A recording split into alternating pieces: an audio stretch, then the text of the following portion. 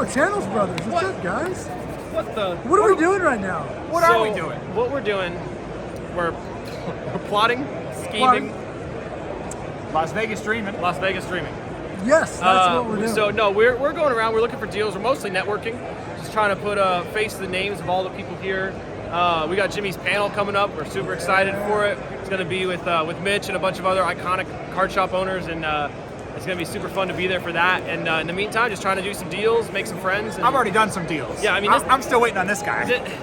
We walked in, and this guy in the first two seconds, he's got like 7 Derek Carr cards in front of him. It's just, he's like, we're in Vegas, you know? Yeah. So. You're in the right market for It's that. Vegas, right? baby. Right. Yeah, You got to do it. Yeah. All right, well, y'all go enjoy yourselves, and we'll talk soon. Let's go. Thank you. Bye-bye.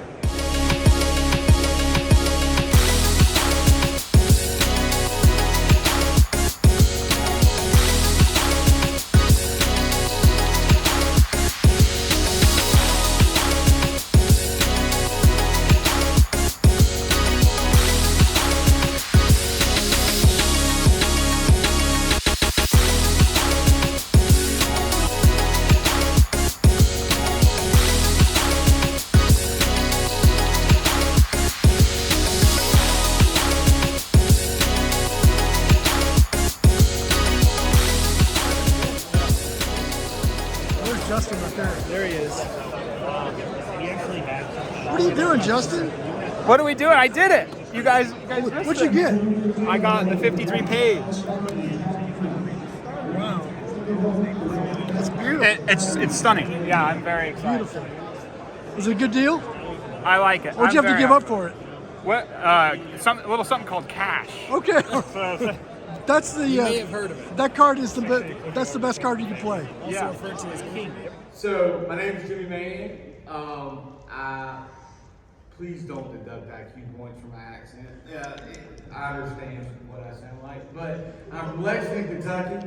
I own a card shop there, but luckily got a great big partnership with guys like Hackman and Brown Fillmore here. But we have a shop in Sonoma, Dallas, Lexington, Kentucky, Bronxville, New York, a breaking studio in Jacksonville, Florida, and actually are about to open a shop in Bogota, Colombia, which sounds very odd, but I'm not a narco-terrorist. And luckily this is a panel that doesn't take itself too seriously, like I'm sure there's been a steady stream of that today.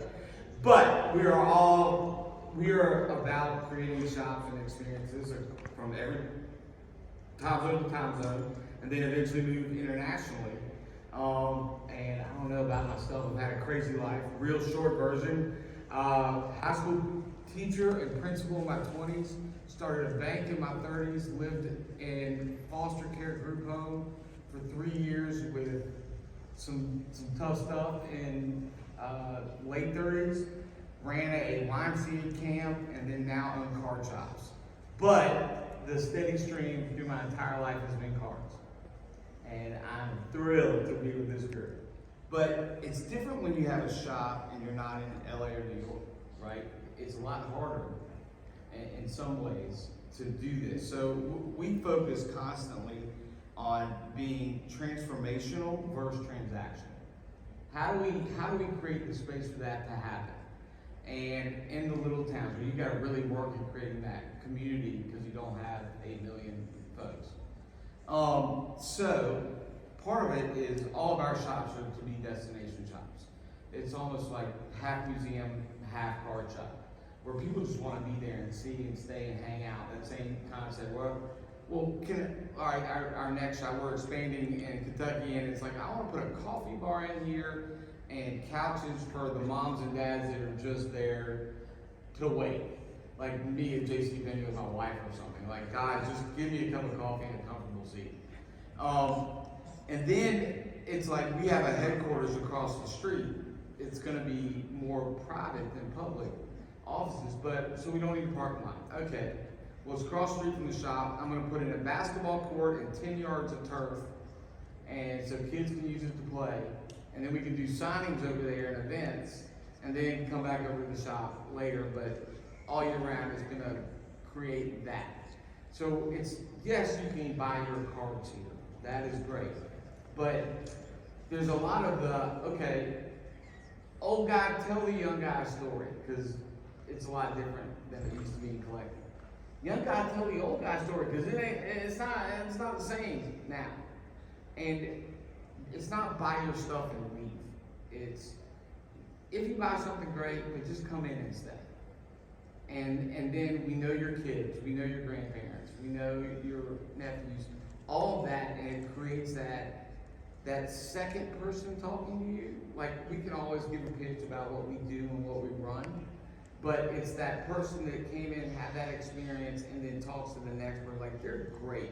It's what this next thing has become is even if you don't have like a cool floor in your shop or whatever, that doesn't matter. It's because now I've got to go to the shop at the Patriots Stadium on like a Fox Gillette. I've got to go to Bullpen. I've got to get to these places and see it because I've seen so much of it online, and it's worth my time to get there, to see these legends, to see these people. God knows I'll be in Australia at some point coming to your shop. I'm coming to Columbia. Oh man, Anybody want to come? let's go. Oh, trust me, everything's fit for the price away. Including the cards. Yes.